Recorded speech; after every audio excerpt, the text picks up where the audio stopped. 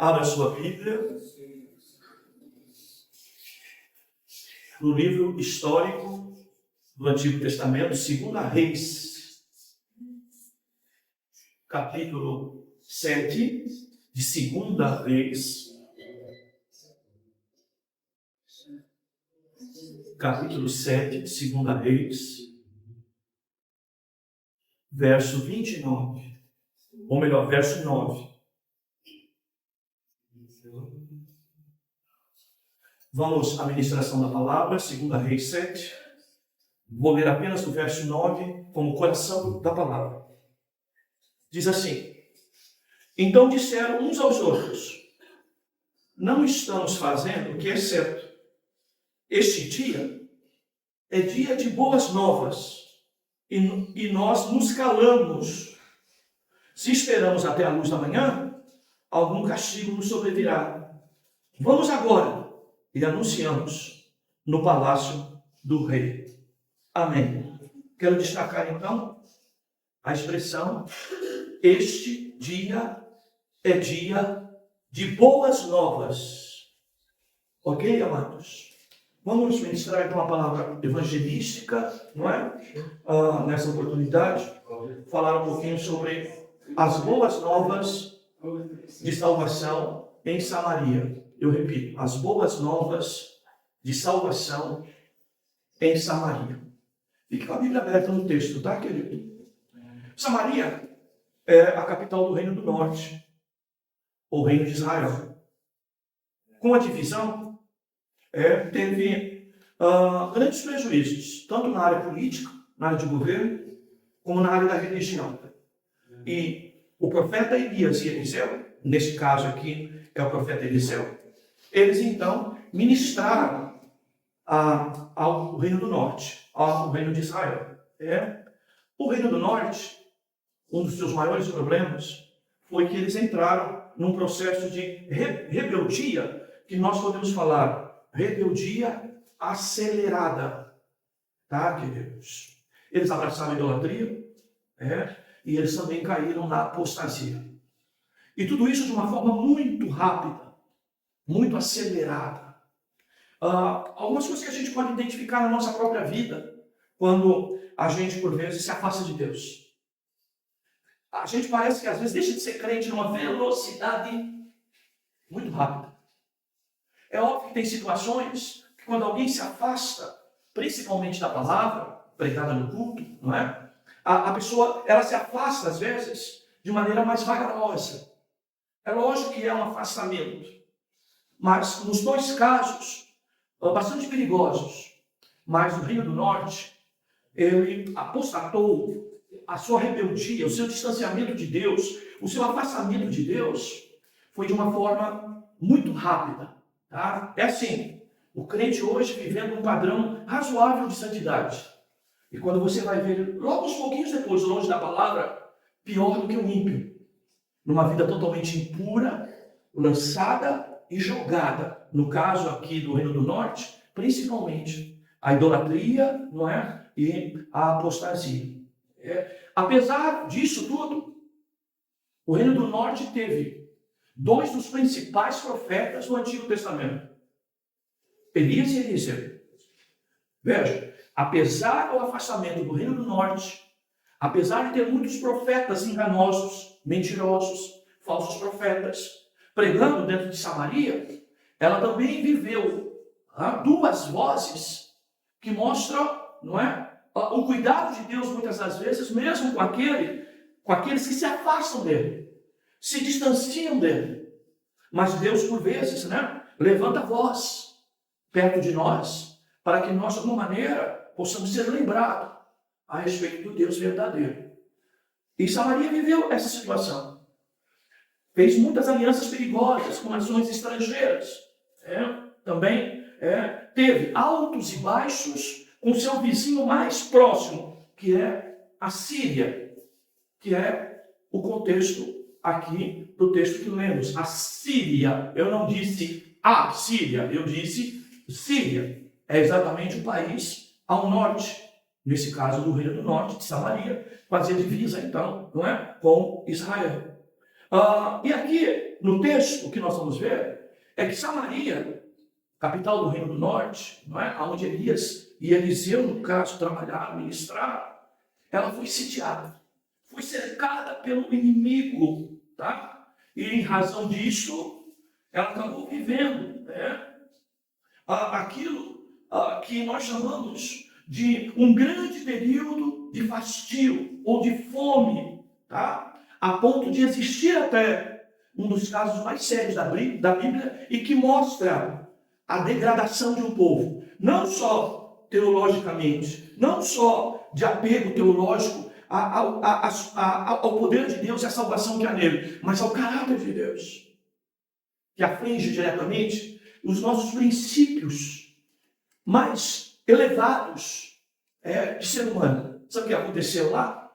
Aconteceu que uma mãe combinou com a outra, porque estava faltando comida.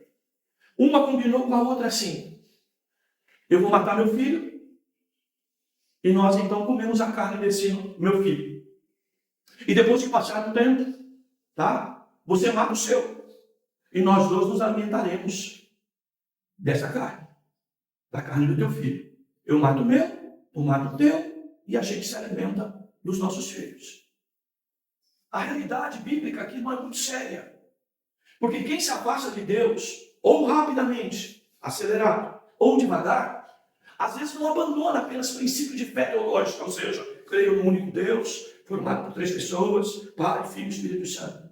Não. Ela também, muitas das vezes, vai mergulhando no prejuízo de padrões morais.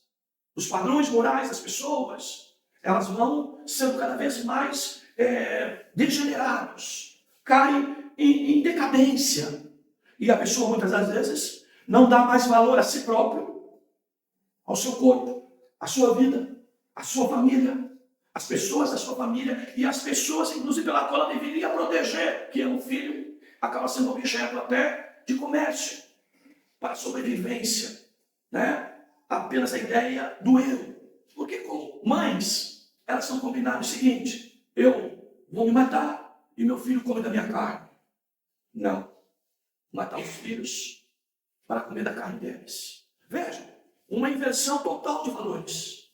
Se fosse aqui a mãe morrendo, permitindo ser morta para que os filhos se alimentassem dela, não é? Como diz lá o princípio lá da caverna, né? Uma literatura de direito bastante interessante.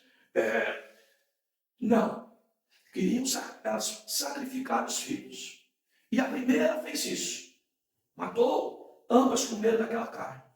A segunda, então, não quis fazer isso. E o que ela fez? Recorreu ao rei, de que havia tratado, combinado, feito um concerto, feito uma aliança, que foi combinado com alguém. E o texto mostra isso, que o próprio rei, ele se sente muito mais, não é? Assim, ofendido, exatamente por conta dessa realidade. Que realidade é essa? De se falar de alguma coisa de moral tão decaída, tão deprimente, de maneira tão natural. Assim ocorre com o ser humano. Israel, aqui no Reino do Norte, tinha profeta de Deus. Eles são resultados primeiramente da aliança que Deus fez com o seu povo. Eles têm uma história do Deus de Israel na vida deles. Mas eles chegaram a este ponto, tá? O maior e mais profundo exercício de pecado e decadência que nós vamos ver do povo de Deus no Antigo Testamento. Eles propõem o canibalismo. E pior, aplicado de mãe a filhos, queridos, o que torna a situação mais degradante. Uma das áreas que serão mais atingidas, queridos, quando a pessoa se afasta de Deus, é a família. Nós sacrificamos a nossa casa e às vezes sacrificamos filhos por conta do nosso afastamento de Deus. E é o que o texto nos conta aqui, tá? Diz mais ainda, que essa insensibilidade da mãe ao contar e tratar o que tratou com a outra, é o que acontece muitas das vezes, de aquilo que para nós um dia nós tivemos repulsa, algo que para nós um dia nós sabíamos que a vontade de Deus era totalmente diferente dessa. Nós começamos a falar sobre esse assunto como se fosse a coisa mais comum. O grande problema de qualquer pessoa, seja alguém que já conhecia Deus e se afastou dele, ou de alguém que nunca conheceu Deus, sabe qual é, irmãos? É falar de coisas degradantes ao público como algo normal, tá, queridos? E vejam, coisa que eventualmente você um dia rejeitou, foi ensinado para rejeitar, de repente você faz escondido, depois você faz e torna público. E parece que esse é lindo, tudo isso é lindo e maravilhoso, ou eventualmente isso é legal, é legítimo. Se eu combinei com ela este pecado, eu fiz a minha parte, a outra pessoa também tem que fazer. É sério, irmãos, o que o pecado faz. E como diz Hernandes Dias Lopes com muita frequência, o pecado vai te levar muito mais longe do que você imagina. Às vezes a pessoa diz, eu vou até aqui. E ela vai até ali, e depois o pecado leva ela lá e acolá. O pecado, ele cobra uma promissória, uma conta, que depois é muito difícil a gente poder sair e se livrar dessas consequências que ele traz. E nós precisamos falar para as pessoas do perigo que é fazer contratos envolvendo ação pecaminosa. E pior do que isso, depois ir ao tribunal cobrar, não é? Como se fosse aquela situação do criminoso que chegou no lugar para roubar, com arma de fogo inclusive, rendeu, digamos, o restaurante, pegou o dinheiro e esperava que rapidamente se afastasse do lugar do crime, ao pegar a sua moto que deixou estacionada no estacionamento do restaurante. E quando terminou o seu crime, chega lá no estacionamento e lhe roubaram a moto. E ele tem a capacidade de ir na delegacia reclamar pela moto roubada. Esse é o estado que o pecado pode levar alguém.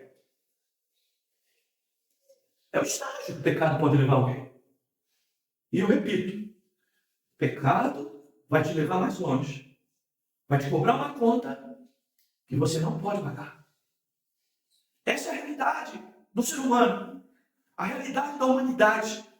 E pior, tá, queridos? Como nós vamos ver no texto, a reação do rei foi imediata. Ele diz, então, que a culpa de tudo isso é de Deus.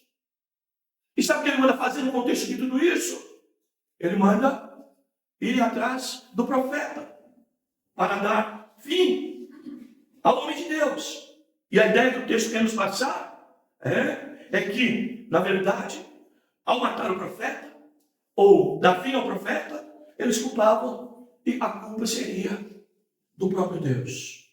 Bem, queridos. E aí, mesmo antes de ser intimado, Eliseu sabe. E, inclusive, cita a palavra que esse filho de homicida vai mandar a gente atrás de mim. Ele usa, inclusive, essa palavra, talvez associando até o seu pai, né, que era Acabe, e que tenha sobre ele toda essa estrutura, tá, de tendências pecaminosas e de mal referência como rei de Israel. Mas o que nós vamos ver, queridos, no texto, e aí eu procurei enfatizar com dureza toda essa introdução, para dizer que quando o Evangelho vem, boas novas, boas notícias, é que antes das boas novas e boas notícias, são essas más notícias que vocês acabaram de ouvir aqui. Que o pecado leva você mais longe, que a sociedade do ser humano decai, aceleradamente vão para o pecado, que no texto, o caso aqui, a pessoa vai ao mais baixo nível da moralidade, que é matar seu próprio filho para poder ter, não é, a sua própria vida mantida, comer dessa carne, tá, queridos, da criança, tá? E o homem nesse estado pecaminoso, então, vivendo as consequências do seu pecado, dessa rebelião e idolatria, Samaria então vivia esse estado de fome, porque o inimigo havia cercado, então eles, como disse, e eles agora não tinham mais capacidade de sair, de com outros povos, eles ficaram totalmente, tá, sem alimentos e entraram por um caminho, tá, amados, de fome generalizada. Mas veja, no estado mais miserável do homem, no caso, não é, do homem mergulhar no mais profundo dos pecados, mesmo assim ainda a graça de Deus, a misericórdia de Deus é manifesta em muitas situações. E o que aconteceu? Haviam, dentro desse contexto, 4 leprosos que ficavam fora da cidade, que não podiam ter convivência social, porque a lepra, não é, era passaremos pelo arraial dos sírios e eles podem nos matar. Mas nós também podemos passar por lá ou chegar lá e eles nos darem comida. Ou seja, de qualquer forma, sem comer nós vamos morrer. E se irmos lá, corremos o risco também de morrer. Então, o que vamos fazer? Vamos ter uma atitude. Vamos passar por lá e ver se eles nos dão algum alimento. Bem, esses 4 leprosos então foram lá. E quando chegaram, o que aconteceu? Não havia mais sírios no local. Eles abandonaram o local. Eles que haviam cercado Samaria para invadi-la, os sírios agora tinham fugido. E o que aconteceu? Certamente, o que ocorreu foi que a voz de Deus, como um estrondo, pareceu ao chefe daquele exército de que Israel tinha feito alguma aliança com outro povo e que agora eles estavam vindo para, em vez deles estarem cercando Samaria, eles ficarem no meio, não é? Entre o próprio Israel e Samaria e um outro povo que estava vindo, e eles ficarem encurralados. Então, quando viram barulhos, como se fosse de cavalos, de carros, de homens, de exércitos vindo, eles então fugiram. Mas tudo isso foi a voz de Deus. Deus, irmãos, é Deus de milagre. O Evangelho, a salvação, é um grande milagre na vida das pessoas. Por quê? É um grande milagre. Porque ela não pode fazer nada, ninguém pode fazer nada por ela, nem ela pode fazer nada por ela mesma. Se ela for lançar as suas próprias forças, ela vai cada dia mais ficar longe de Deus. E só Deus pode oferecer alternativas para essa pessoa, então, voltar para Ele. E os 4 leprosos aqui representam muito uma frase usada pelos da patrística teológica, inclusive, eles dizem: evangelho é um pedinte, um mendigo, não é? Oferecendo pão, ou dizendo aonde tem pão para outro mendigo, para um outro pedinte. Essa é a ideia do evangelho, tá? Nós somos, muitas das vezes, a referência desses 4 leprosos, que sabemos da nossa natureza pecaminosa, que Deus tem nos dado o seu Espírito para nós, então, podermos vencer essa força da carne, essa força do pecado que habita dentro de todos nós, mas nós recebemos uma nova natureza para resistir, para dizer não ao pecado, e esses 4 leprosos representam isso. Eles ficaram ali, olha, não é certo nós ficarmos aqui. Comeram, beberam, pegaram ouro, pegaram prata, pegaram, uma série de artefatos para eles mesmos. Diz, olha, com tanta coisa aqui abundante, não é certo nós ficarmos aqui e não irmos avisar a respeito, de que os sírios não estão mais aqui e de que é possível, que eles venham aqui pegar carne, pegar bebida, pegar ouro, porque há muita coisa em abundância aqui. 4 leprosos à porta da cidade. Bem, queridos, aqueles homens viviam já à margem da morte. E muitas das vezes nós nos sentimos assim. Tem alguém morrendo espiritualmente perto de nós. Tem alguém que não tem comida espiritual, porque muitas das vezes essa pessoa está longe de Deus, e a comida espiritual para ela não é mais tão importante assim. E nós, às vezes, nos sentimos assim como leproso. E precisamos anunciar o Evangelho para as pessoas. Uma das coisas que às vezes nos inibe de pregar o Evangelho aos outros, sabe o que é, irmãos? São as nossas falhas. É a consciência que nós temos muitas das vezes dos nossos pecados, das nossas imperfeições. É como se fôssemos esses leprosos, mas nós mesmos assim fomos chamados por Deus para levar o Evangelho a outras vidas. Aleluia. Alguém pode até olhar para nós, tem credibilidade, esse leproso, de dizer que tem comida, alguém pode olhar até para nós assim, este homem tem credibilidade para nos anunciar que Cristo é a verdade, é a salvação, é as boas novas, que em Cristo a vida, ele está aí à beira da morte, está aí, não é? Leproso. Muitas pessoas podem olhar para nós assim, mas o importante, aleluia, é nós entendermos de que Deus capacita, encoraja cada um de nós a anunciar o seu evangelho, porque a vida que nós oferecemos não está em nós. A paz que nós oferecemos não está em nós, no sentido de nós termos a virtude em nós mesmos para dar para o bem, mas está naquele que a gente anuncia. Aleluia, a pessoa de Cristo. Então, eles fizeram isso.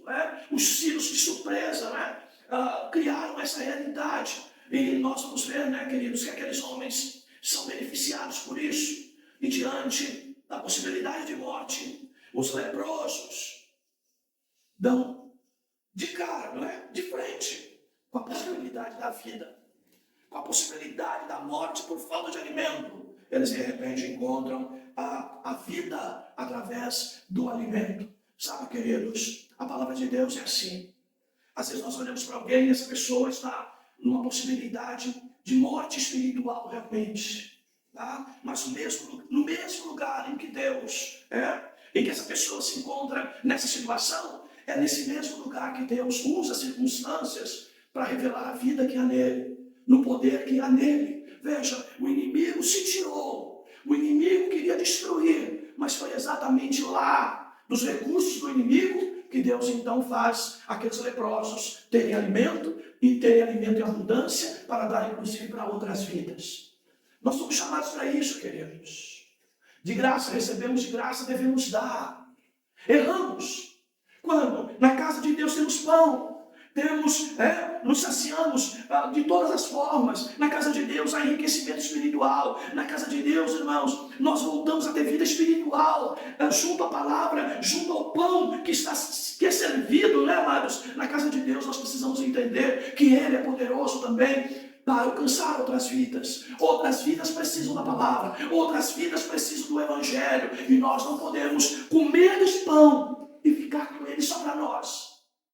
Nós vamos chegar à mesma conclusão que esses 4 leprosos chegaram, tá, queridos? Não é certo a gente aqui com tanta fartura e lá tanta gente morrendo de fome. Como que você tem agido em relação a isso? Queridos, nós precisamos, amados, ter compromisso com isso. Deus nos levou até o lugar do pão, e nós precisamos anunciar aos outros este lugar do pão, tá? Este lugar do evangelho, tá, queridos? Então vejam, queridos, os leprosos, então, têm uma situação mudada radicalmente, tá? E nós, nessa mesma situação, devemos viver, não é, queridos? Para anunciar. E aqueles homens, então, foram anunciar aos guardas, aos porteiros, eles são os reis. Vejam só, queridos. A boa nova chegou aos que estavam na porta da cidade, guardando a cidade, em que os leprosos não podiam entrar. Aqueles homens levaram a palavra até o rei. Assim é o evangelho, queridos. A palavra chega até nós, deve chegar até o porteiro, deve chegar até ao rei. A palavra de Deus deve ser pregada e deve ser levada, porque nós vivemos situações de muita falta de pão espiritual. Jesus disse: eu sou o pão da vida. Aleluia. Aquele que se alimenta de mim nunca mais terá fome. Ele disse: eu sou a fonte de água viva. Aleluia. Aquele que experimentar dessa água, como ele disse a samaritana, jorrará, levará ela, não é, queridos, a viver, inclusive, a vida eterna, a ter vida eterna. E nós precisamos aprender a anunciar esta água, sabe? Anunciar este pão, porque o mundo aí fora, irmãos, vive uma grande consequência, sabe? Que a gente às vezes não entende no Brasil, porque a gente olha essa cortina de fumaça, de igrejas lotadas, de igrejas cheias, mas você chega lá, não tem o pão verdadeiro.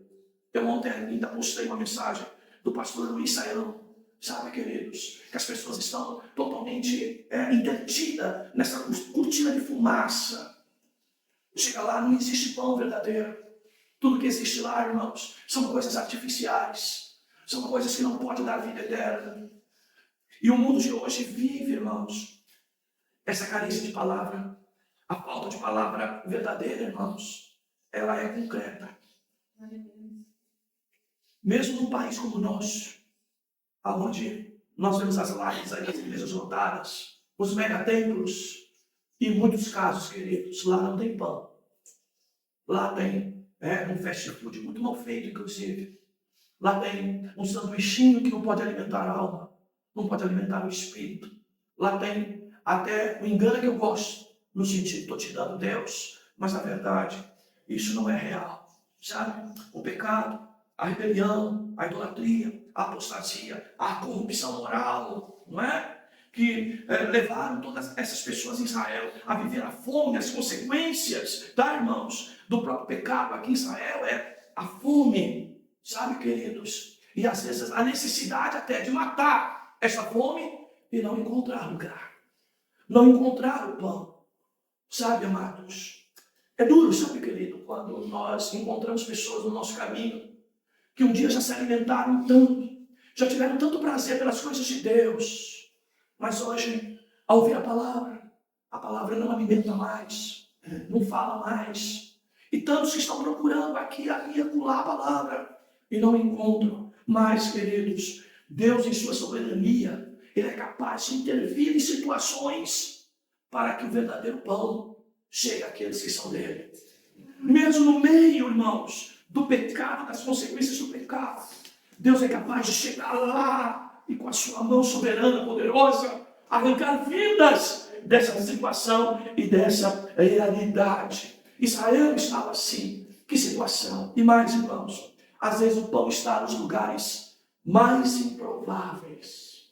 Eu lembro de uma palavra do pastor Júnior, quando um dia aqui no seminário conosco, ele mesmo disse: hoje eu entendo, quando entro numa igreja como essa, da reconciliação, e os próprios obreiros ao longo da história, os irmãos da patrística teológica, os nossos pastores, né, dizendo, sabe, a história da igreja, que a palavra de Deus, o pão verdadeiro, está nos lugares mais improváveis. Às vezes a pessoa procura no palácio e não vai ter pão. Procura numa casa de gente rica e não vai ter o verdadeiro pão. Num lugar que parece, às vezes, abundância até de saúde, lá não vai encontrar pão. Em lugares de pessoas de boa formação e cultura, lá não vai encontrar pão. O pão foi encontrado por leprosos no acampamento sírio, não é? Tudo jogado, inclusive pelo meio do caminho, abandonaram tudo e deixaram para trás. Assim é o Evangelho. Quando Deus quer levar Jesus Cristo, que é o pão verdadeiro, Ele encontra a pessoa na sarjeta, no meio do caminho, sabe? Numa igreja simples, numa pregação simples. Deus é poderoso de alcançar vidas, aleluia, porque Ele, aleluia, isso é o Evangelho da simplicidade, que nós nunca devemos dar pouco valor, desprezar o valor, porque Deus é poderoso para nos dar essas boas novas em qualquer lugar, né? E aqui, sim, queridos, aqueles homens cumprem com este papel. E eu pergunto a você, você tem cumprido esse papel? Quantas vezes a gente cansa de dizer, tem pão aqui, tem pão ali. E quantas vezes somos desprezados. Mas como os leprosos, irmãos, nós temos que continuar anunciando as boas novas. Aleluia! Em Israel, em toda a casa do rei, em todo o seu palácio, em todas as estruturas das 10 tribos, faltava alimento. Ele estava, então, no lugar mais improvável. E sabe o que ocorre? Diz que todo mundo, todo Israel, correu para a região onde os sírios estavam acampados. Aquele lugar que era lugar, muitas das vezes, de medo e de terror, por conta do prejuízo, não é? do risco que o inimigo representava. Agora lá havia pão e eles podiam usufruir disso. Isso é o que nós chamamos de milagre na salvação de vidas. Sabe, queridos, muitas das vezes você que tem familiar perto de você que resiste ao Evangelho, amigos perto de você que resistem ao Evangelho, entenda isso. O maior milagre e o maior sinal, inclusive, como vimos alguns dias atrás aqui na igreja, é o Filho do Homem, é Jesus Cristo, no seio da terra, como foi o próprio profeta Jonas, não é? O Senhor Jesus, ao ressuscitar, aleluia, Deus dando a ele, né, essa ressurreição, a vida para ele se levantar. A Bíblia diz que o mesmo poder, do mesmo Espírito, é capaz de ressuscitar aqueles que estão mortos espiritualmente. Nós não podemos esquecer que salvação é milagre de Deus, no lugar de morte, no lugar de pecado e de afastamento de Deus. Quando as boas novas de salvação chegam, ela levanta o defunto, ela levanta o morto, ela levanta quem não tem fome, ela levanta as pessoas vivendo as piores circunstâncias e mostra a ela o Calvário e a salvação na pessoa bendita de nosso Senhor Jesus Cristo. Nós não devemos ficar procurando melhorinha aqui, melhorinha lá, porque salvação é milagre. Como é essa comida aqui, foi milagre de Deus operado. Eu fico imaginando Deus na sua soberania. Ele preparou os círios, ele colocou os círios lá, mandou eles levar muita comida, levar muita coisa. Porque eu olho para o texto e falo, como que alguém num acampamento leva tanta roupa, leva tanta joia, leva tanto ouro, leva tanta prata? Só podia para a guerra, para sitiar uma cidade. Para que tudo isso? Certamente foi Deus que mandou. Aleluia. Porque Deus já sabia que ia usar os círios para mostrar o milagre. Aleluia. Eles não tinham o que comer mais, não tinham o que plantar, não tinham o que comer, não tinham o que comercializar. Mas o milagre de Deus, às vezes, vai se manifestar. A pessoa tem que ir muito longe. Apesar da dureza que é isso, sabe? Tem consequências duras. Mas muitas vezes, para quebrar os nossos corações, Deus deixa o Ciro sitiar a nossa cidade. Deixar a gente, no caso aqui, sem saída. Fiquei sem saída. E agora só Deus para fazer isso. E aí Deus é especialista nisso. Aleluia. Que nós possamos ter essa fé, queridos. Ter essa fé. Vejam, queridos, Jesus Cristo então é as boas novas de salvação. Há um homem morrendo de fome. Há um homem morto em delitos e pecados. Deus então anuncia que Jesus Cristo, aleluia, o pão da vida, está de braços abertos, aleluia, se oferecendo como o único alimento que pode nos levar a ter a vida eterna.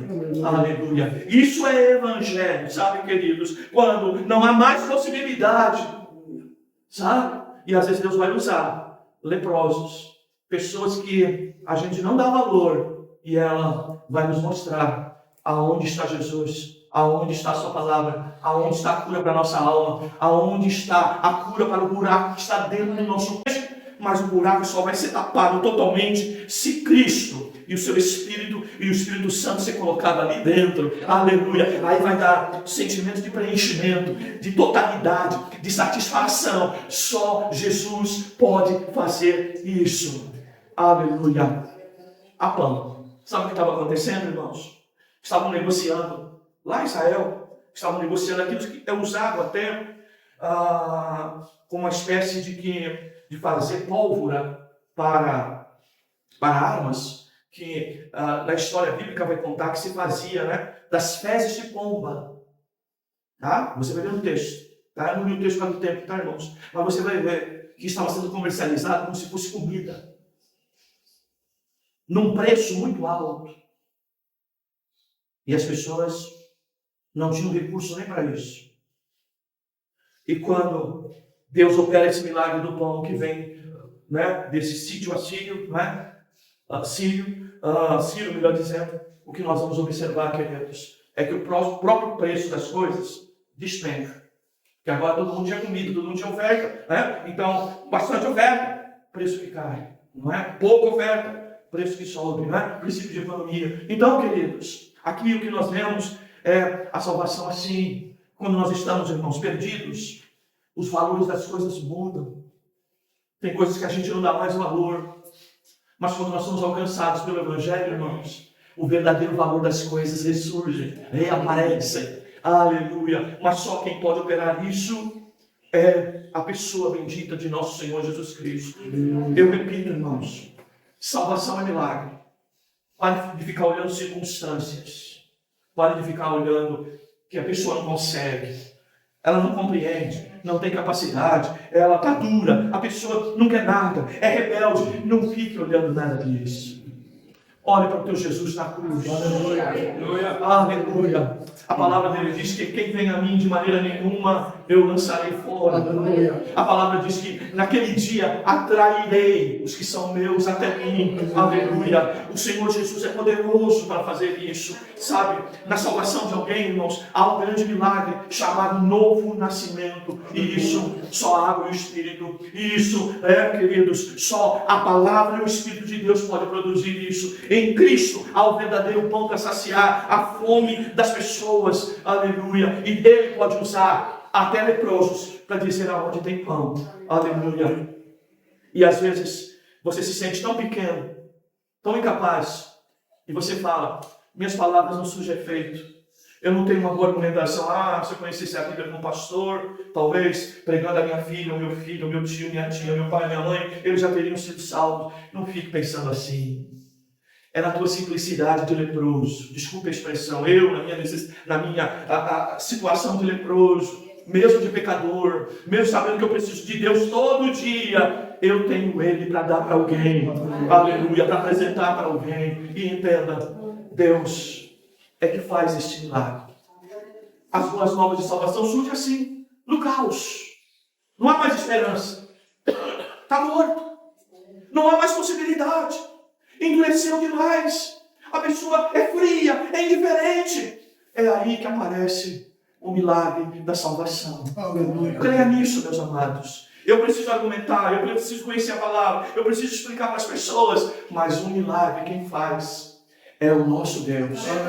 Ele é poderoso para alcançar corações vazios, distantes, longe dele, e fazê-lo lembrar, aleluia, que só Ele é Deus, só Ele é Senhor. Essa palavra preencha o teu coração de esperança, porque aonde apareceu a morte, surge a esperança da vida, aleluia, que é a pessoa bendita de nosso Senhor e Salvador Jesus Cristo. Que Ele alcance vidas com a nossa pregação, por mais simples que seja, por mais que nós sejamos os leprosos dessa passagem bíblica e que a gente não dê valor a nós mesmos, mas demos valor à boa notícia. Jesus salva, Jesus transforma, Jesus ressuscita, Jesus regenera, Jesus volta a dar vida, aleluia, Jesus dá luz aos olhos, Jesus abre os ouvidos, Jesus quebranta os corações, Jesus no seu evangelho é poderoso para operar esse milagre. Deus nos abençoe. Em nome de Jesus. Amém. Amém. Glória a Deus. Glória a Jesus. Vamos ficar de pé, meus amigos.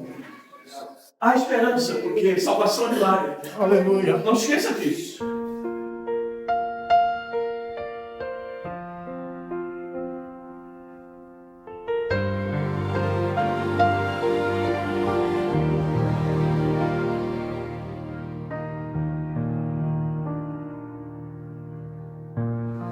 Na sombra eu caminhei tão só,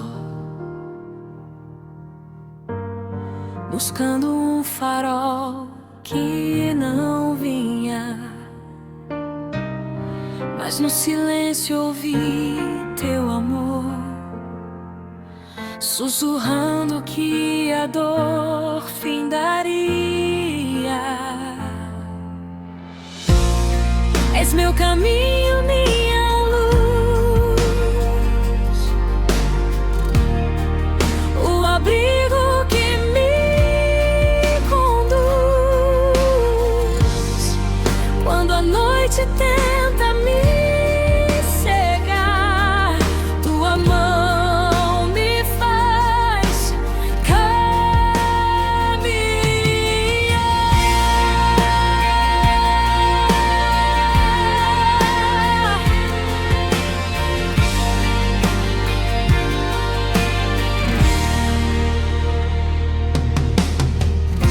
Os ventos fortes já não me abalam.